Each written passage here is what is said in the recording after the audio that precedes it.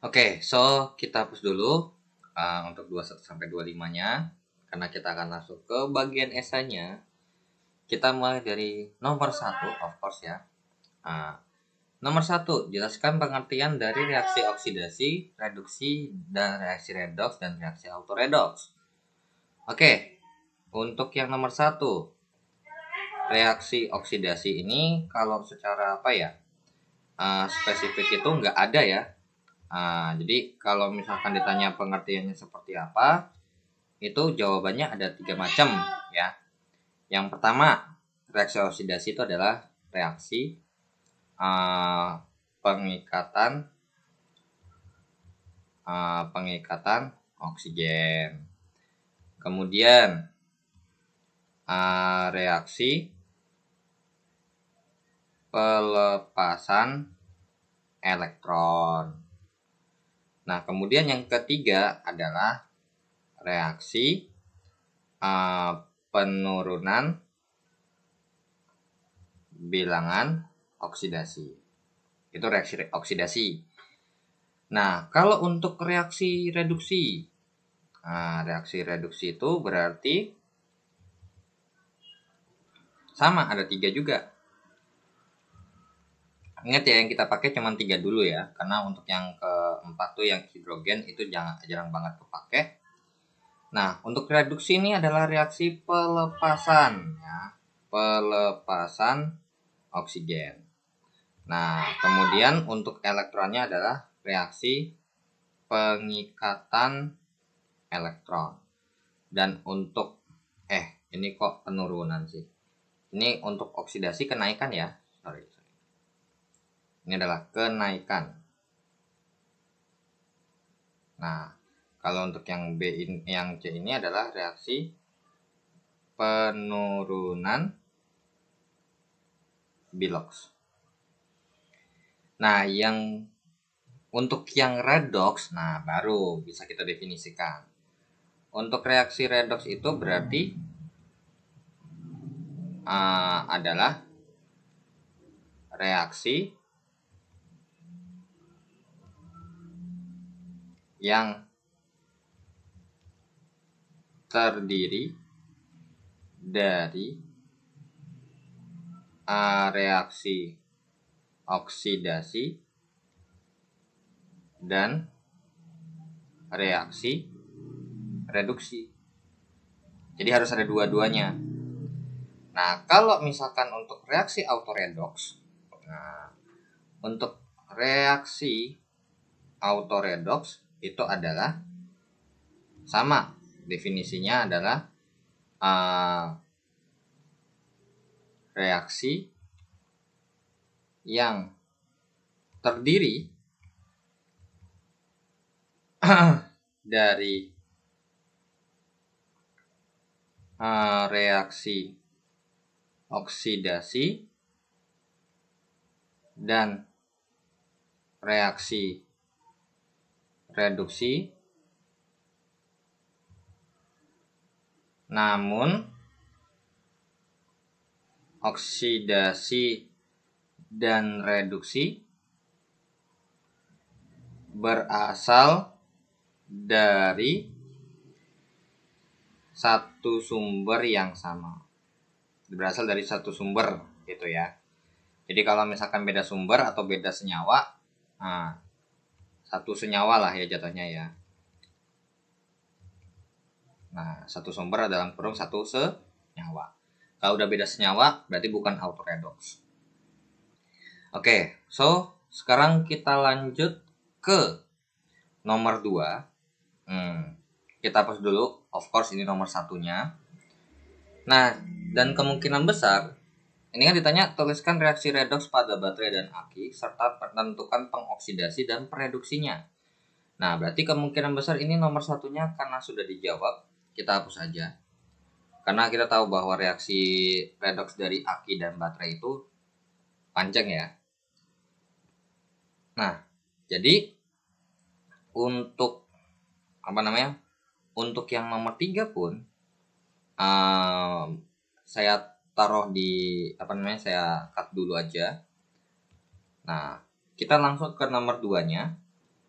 Oke, jadi ini yang akan saya tulis ya untuk reaksi redoxnya ini. Jadi lengkap aja langsung seperti ini. Karena kalau misalkan untuk reaksi pengosongan aki dan segala macamnya, of course akan banyak ya. Nah, jadi di sini tentukan reaksi redox. Nah, reaksi redoxnya udah saya jadiin satu aja. Daripada nanti ada di katoda apa, di anoda apa kelamaan. Jadi udah saya langsung jadi satu. Nah, sekarang kita akan bahas dari reaksi pengosongan aki terlebih dahulu. Kira-kira siapa yang mengalami reduksi, siapa yang mengalami oksidasi? Kita cari. Di sini PB udah pasti 0. Nah, PB di sini adalah min 2. Ini min 4 sama dengan 0. Jadi total PB-nya adalah plus 4, ini plus 4. Nah, di sini mungkin langsung saya jadiin satu aja, yaitu adalah 2H2SO4 ya. 2H2SO4. So, jadi ini nggak usah dipakai. Nah, jadinya begini aja. Nah, untuk H2SO4 ini hanya plus 1, ini min 2, jadinya ini min 8 sama dengan 0.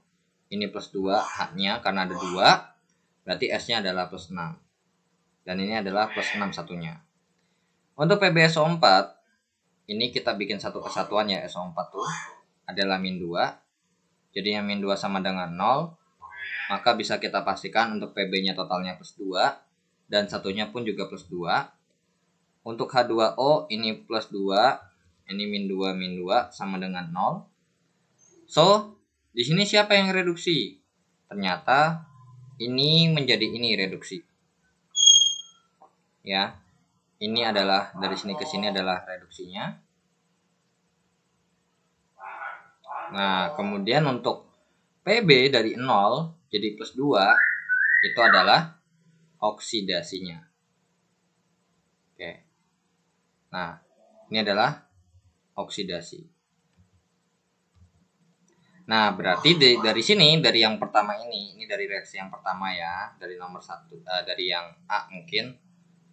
Dari yang A terlebih dahulu, ini adalah B, ini adalah C, ini adalah D. Nah, untuk yang A, berarti pengoksidasi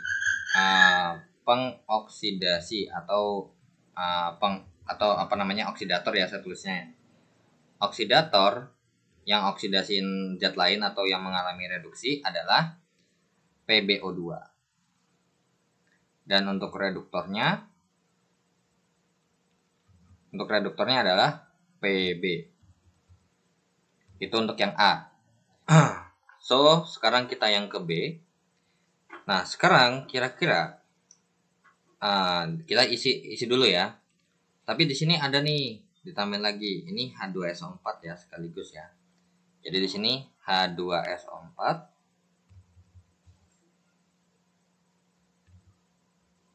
dalam bentuk aquos. Oke, sekarang kita cari biloxnya. Nah, sebenarnya kalau kalian perhatikan sebenarnya reaksi pengisian sama pengosongan itu tinggal berkebalikan aja ya. So, di sini tinggal kita kopas aja.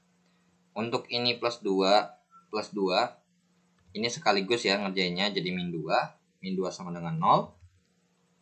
Ini plus 1, plus 2, ini min 2 sama dengan 0, sesuai dengan yang di sini. Di sini PB-nya 00, PbO2-nya ini min 2. Ini min 4 sama dengan 0, jadi PB-nya adalah plus 4. Untuk H2SO4 ini plus 1 plus 6 min 2. Jadinya plus 2 plus 6 min 8 sama dengan 0. So, di sini yang mengalami reduksi siapa? Nah, yang mengalami reduksi adalah si dari PbSO4 yang mengalami reduksi. Dan begitu juga untuk si PbSO4 ini mengalami oksidasi. Menjadi apa? Menjadi PbO2. Karena dari 2 plus 2 ke plus 4. So, di sini kalau ditanya pengoksidasinya, oksidator sama reduktornya pasti sama. Oksidator sama dengan reduktor sama dengan PbSO4. Oke, jadi untuk oksidator dan reduktornya kalau autoredox ya. Jadi kalau untuk nomor 2 ini adalah autoredox. Kalau ini anti autoredox. Nah, kalau yang bawah ya we don't know karena belum kita cek kan. Oke, untuk Zn-nya satunya 0, totalnya plus 0. Untuk Mn2, MnO2 berarti O-nya min 2, totalnya min 4 sama dengan 0. Berarti total Mn-nya adalah plus 4. H2O ini plus 1, jadinya plus 2, ini min 2. Ini min 2. Untuk ZnOH, nah ini sekaligus jadinya min 2 sama dengan 0. Berarti Zn-nya plus 2. Satunya juga plus 2. Untuk MnO2 3 kali, untuk Mn2O3, O-nya min 2, jadi totalnya min 6, sama dengan 0. Berarti Mn2-nya adalah plus 6 totalnya. Jadi satunya adalah plus 3. Berarti di sini yang mengalami oksidasi adalah si Zn. Dari Zn menjadi ZnOH 2 kali. Nah, mengalami oksidasi. Dan untuk Mn-nya ternyata mengalami reduksi dari plus 4 menjadi plus 3. Nah, berarti di sini kalau ditanya oksidatornya siapa? Oksidatornya adalah MnO2 dan untuk reduktornya adalah Zn ya. Reduktornya adalah Zn. Kemudian untuk reaksi pada baterai biasa yang D. Nah, ini 0 ini 0. NH4+ ini plus 1 plus 4 sama dengan plus 1. Maka N-nya di sini totalnya min 3 dan satunya juga min 3. Untuk MnO2 ini min 2, ini min 4 sama dengan 0. Jadinya Mn-nya ini plus 4. Di sini Zn-nya plus 2 ya. Nah, terus kemudian Mn2O3 ini juga sama kayak di sini ya berarti ya. Ini plus 3, ini min 2. Min 6 plus 6 sama dengan 0. Untuk NH3 ini plus 1, ini plus 1 sama plus 3 ya. Sama dengan 0, jadi N-nya adalah min 3. Jadi satunya juga min 3. Oke, berarti di sini bisa kita jawab bahwa tapi sebelum lanjut ya, ke reduksi sama oksidasi ini masih ada yang kurang ya, masih ada yang ketinggalan. Ini min 2. Satunya min 2 ya, sama dengan 0. So, di sini baru kita bisa hubungkan siapa yang mengalami reduksi. Yang mengalami reduksi adalah si Mn. Dari plus 4 menjadi plus 3 ya. So, di sini ini plus 4 loh ya. Oke. Set ke sini. Ini reduksi. Kemudian untuk si Zn-nya mengalami oksidasi. Cuman bedanya apa? Bedanya dari reaksi yang di atas sama yang di bawah? Bedanya adalah dalam keadaan asam dan basa ya. Kalau misalkan untuk yang di atas nih, kalau dari alkali nih, ini dalam keadaan basa.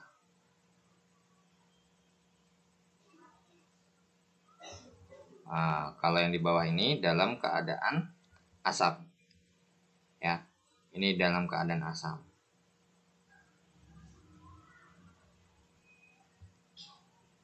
Oke, sekarang kita tentukan oksidatornya. Oksidatornya Mn2, MnO2 ya. Dan reduktornya adalah Zn. Sama seperti yang ada di reaksi pada baterai alkali. Nah, jadi untuk nomor 2 jawabannya seperti ini ya. Emang cukup panjang ya. Karena kan pada baterainya nggak dikasih tahu baterai apa. Dan aki pun juga tidak dispesifikkan apakah dalam pengisian ataupun pengosongan. Yang hanya ditentukan adalah oksidator dan reduktornya saja. Ya, untuk si ini nih, ini adalah oksidator.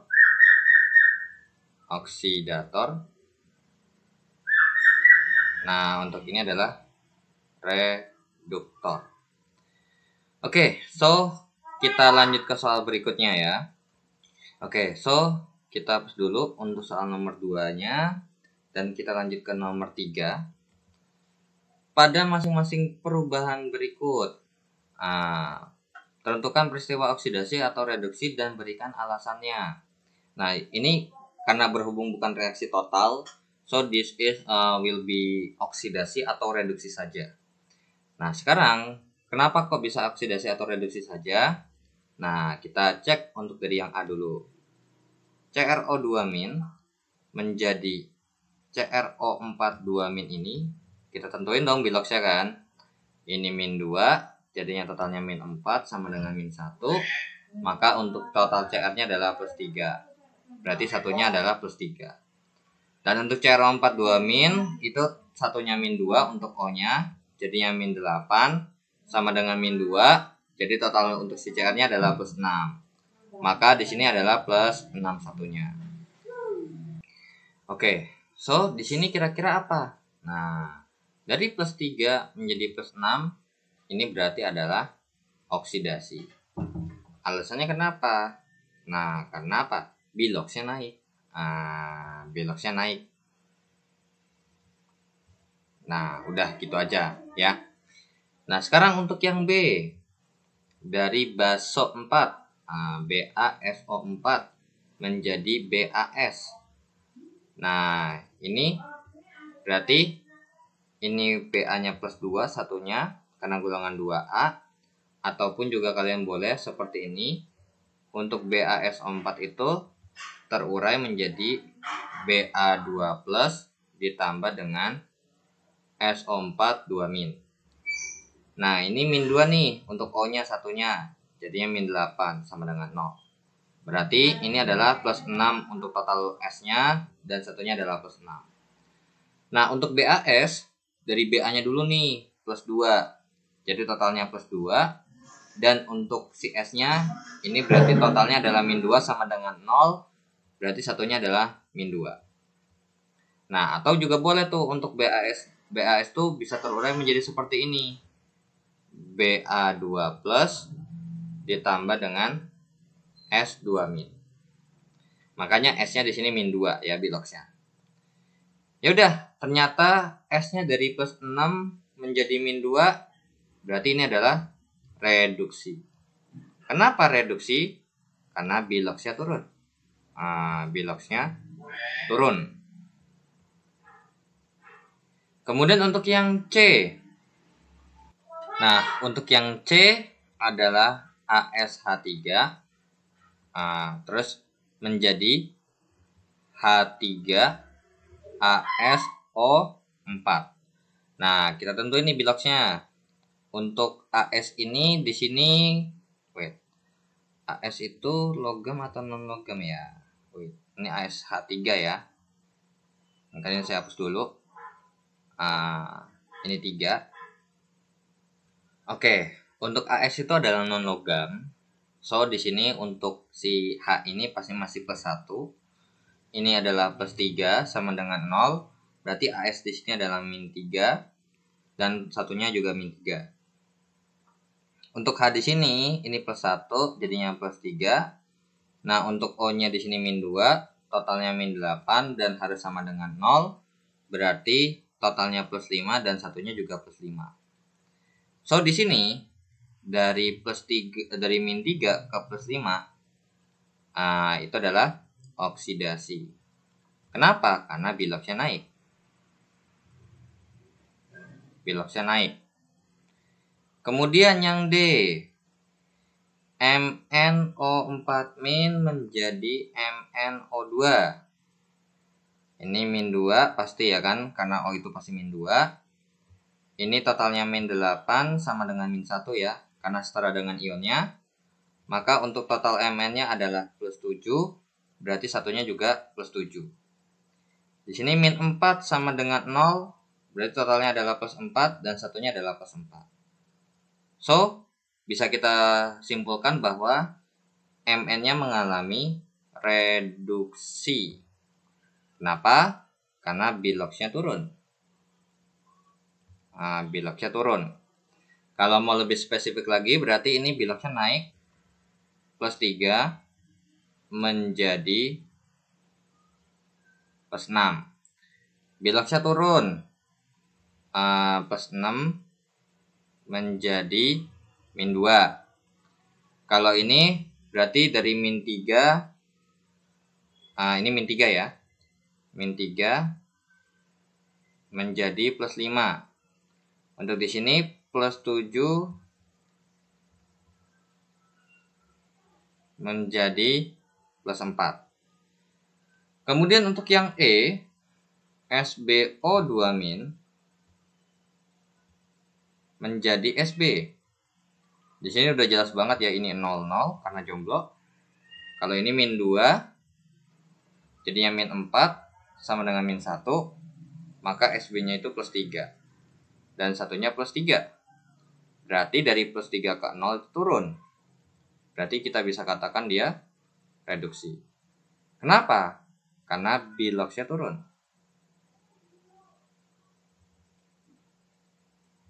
Biloxnya turun. Ini saya tulis dari plus 3 menjadi plus 6. Kemudian ini dari min 3 menjadi plus 5. Ini dari plus 6 menjadi min 2. Ini dari plus 7 menjadi plus 4. Ini dari plus 3 menjadi 0. Oke, jadi itu untuk jawaban soal nomor 3 ya. Yang A itu oksidasi karena dari plus 3 jadi plus 6 naik. Yang B reduksi karena turun dari plus 6 jadi min 2 biloxnya. Untuk yang C itu oksidasi karena bilox dari AS-nya dari min 3 jadi plus 5. Untuk D, MN-nya itu mengalami reduksi karena biloxnya turun dari plus 7 jadi min 4. Untuk yang E itu reduksi karena biloxnya SB itu adalah dari plus 3 menjadi 0. Oke, so kita lanjut ke soal berikutnya. Oke, so kita hapus terlebih dahulu untuk soal nomor 3. Dan kita lanjut ke soal nomor 4. Untuk acara reuni sekolahnya, Yuni dan teman-teman membuat koktail buah. Setelah memotong buah-buahan menjadi bentuk dadu, mereka merendam potongan-potongan buah itu ke dalam air yang telah berisi perasan jeruk nipis. Tahukah Anda mengapa mereka melakukan hal itu? Apa fungsi air perasan jeruk nipis dalam kegiatan tersebut? Nah, alasannya adalah gini. Alasannya adalah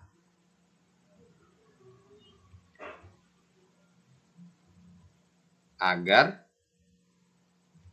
buah-buahan tidak mengalami oksidasi. Ya, alasannya agar buah-buahan tidak mengalami oksidasi. Dan fungsi dari si air perasan jeruk nipisnya itu adalah sebagai zat antioksidan. Nah, jadi kalau kalian tahu tuh minyak juga sama. Minyak tuh punya zat antioksidan yaitu adalah BHT dan BHA, butyl hidroksianisol dan butyl hidroksitoluena, yang dimana mereka sebagai zat antioksidan supaya minyaknya nggak bau tengik, nggak basi. Itu. Jadi si minyak ini supaya biar nggak teroksidasi, biar nggak basi, maka ditambahkan ada BHT dan BHA di dalam minyak tersebut. Nah, kalau ini kasusnya si buahnya ini ditaruh di dalam air perasan jeruk nipis karena sebagai zat antioksidan. Oke, sekarang untuk nomor 5. Nah, di sini nomor 5 yang tertuliskan rumus molekul dari senyawa berikut. Yang A, tembaga oksida. Tembaga oksida itu ini udah jelas banget.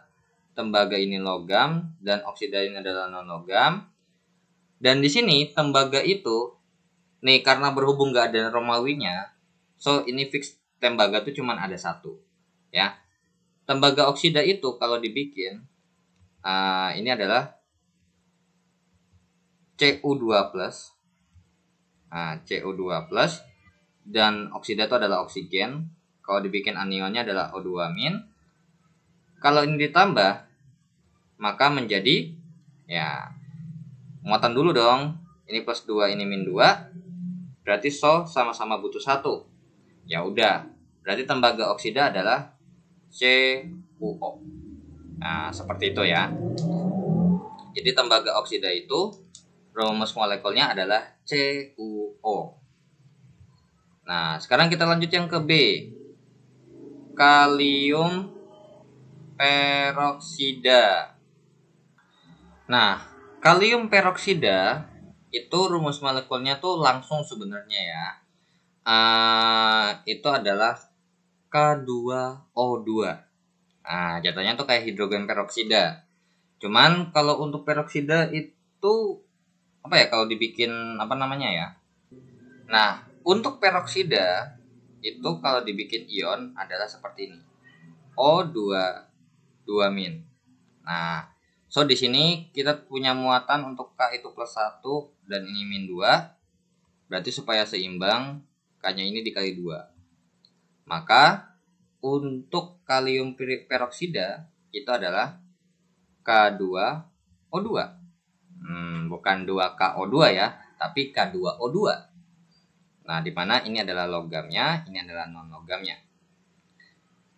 Kemudian untuk yang C, aluminium hidroksida. Ini juga suatu senyawa ion poliatomik ya. Ion yang terdiri dari lebih dari satu atom. Dan aluminium itu adalah logam dan hidroksida itu udah satu paket ya, non logam. Untuk aluminium sendiri itu adalah Al, dan dimana untuk Al-nya itu pasti 3+ ditambah dengan OH-. So di sini ini plus 3 muatannya, ini min 1. Berarti supaya seimbang, si min 1 ini dikali 3. Ya. Dikali 3. Maka di sini dikali 3 nih OH-nya. Maka yang terbentuk adalah OH-nya yang 3 kali, Al-nya cuma 1. Berarti AlOH 3 kali. Seperti itu ya. Jadi ini adalah CuO. Cuman kalau seingat saya sih tembaga tuh harusnya ada nomornya ya. Harusnya sih ada nomornya. Ini K2O2. Ini AlOH 3 kali. Oke, sekarang untuk nomor 4-nya mungkin saya akan hapus terlebih dahulu ya, daripada terlalu makan banyak tempat. Nah, nomor 4-nya juga di sini jawabannya bakal saya hapus. So, untuk 5, untuk ABC-nya juga akan saya hapus, karena kan ini sampai J ya. Oke, berarti untuk 5 yang D itu adalah seng nitrat. Seng nitrat itu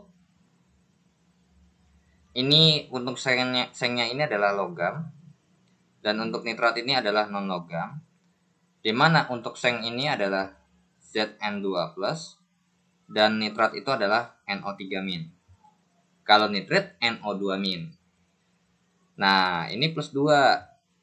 Ini min 1. Berarti yang min 1-nya dikali 2. Maka ternyata kita butuh NO3-nya ada 2 kali nih. Maka seng nitrat itu adalah Zn NO3 2 kali. Dan untuk yang E, besi 3 karbonat. Besi 3 karbonat. Nah, besi 3-nya logam, karbonatnya non logam.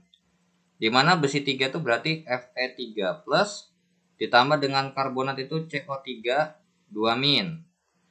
So di sini total muatannya ini plus 3, ini min 2. Berarti KPK-nya adalah ya 6. Maka Fe-nya ini yang plus 3 dikali 2. Untuk yang karbonat itu dikali 3. Maka Fe-nya butuh 2 dan karbonatnya butuh 3. So, maka dibikin jadinya Fe2 CO3 2 kali. Itu untuk besi 3 karbonat. Oke, untuk seng nitrat ini jadi kalau dibikin ZnNO3 2 kali, besi 3 karbonat adalah Fe2 CO3 3 kali ya ini ya. Fe2 CO3 3 kali. Sekarang yang F adalah barium hidroksida. Untuk barium hidroksida, barium itu termasuk logam ya, karena termasuk golongan 2A. Terus ini non logam satu paket. So berarti untuk barium itu adalah Ba2+ ditambahkan dengan OH-. Nah, ini plus 2, ini min 1. Berarti supaya supaya adil, KPK-nya kan 2 nih. Berarti yang satunya dikali 2 aja. Yang 2 nggak usah. Nah, jadi butuhnya OH-nya 2, maka jadinya BaOH 2 kali. Ini BaOH 2 kali. Amonium sulfat. Nah, amonium sulfat ini kita nggak bisa bikin dia non logam dengan logam dengan non logam, karena ini satu paket. Amonium itu NH4+ ditambah dengan sulfat itu SO4 2-. Nah, ini plus 1 muatannya. Ini min 2. Berarti KPK-nya 2. Maka yang perlu kita kalikan hanyalah yang 1. Biar jadi 2 kan. Maka butuh NH4-nya 2 kali nih. Maka kalau kita bikin jadinya NH4 2 kali SO4. Ya, NH4 2 kali SO4. Kemudian untuk H, asam sulfat. Untuk asam sulfat sendiri, indikator adanya asam itu adalah H+, ion hidrogen. Ditambah sulfat itu SO4, 2-. Berarti ini muatannya ini plus 1, ini min 2. KPK-nya 2. Maka yang plus 1-nya saya kali 2. So, di sini hanya itu 2 kali. Maka kalau dibuat senyawanya adalah H2SO4. Jadi asam sulfat itu adalah H2SO4. Untuk yang I, natrium hidroksida. Natrium hidroksida. Natrium itu Na+, ditambahkan dengan OH-. Ternyata muatannya sama-sama 1 nih. Yang 1 plus 1, yang 1 min 1. So, berarti langsung aja. Karena udah pasti netral kan. NaOH. Untuk natrium hidroksida. Untuk asam asetat, ini mah gak usah dibikin kayak gini. Karena untuk asam asetat tuh ada sendiri, yaitu adalah CH3COOH. Ya. Oke, jadi itu untuk jawaban nomor 5 ya. Dari A sampai Z. Dengan kalau yang Z ini bisa langsung, karena emang asam asetat tuh namanya langsung aja begini, CH3COOH. Ya. Jadi nggak ada tuh ion untuk asetat tuh rangkaiannya seperti apa. Oke, jadi segitu aja yang bisa saya sampaikan terkait pembahasan soal untuk redox ya, dari uji kompetensi yang per part ya, dari konsep redox sampai dengan memberi nama senyawa atau tata nama senyawa beserta uji kompetensi bab 5 yang sudah campuran dari mereka berdua ya. Dari versi PG dan versi SI. Oke? Terima kasih yang sudah menonton video ini sebagai latihan soal untuk pemahaman, karena teori saja tanpa ada latihan soal itu bullshit, cuma sekedar omong kosong. Dan terima kasih yang sudah donasi di saweria.co, dan terima kasih yang sudah subscribe. Jangan lupa di like dan di share jika bermanfaat. Wassalamualaikum warahmatullahi wabarakatuh. Bye bye.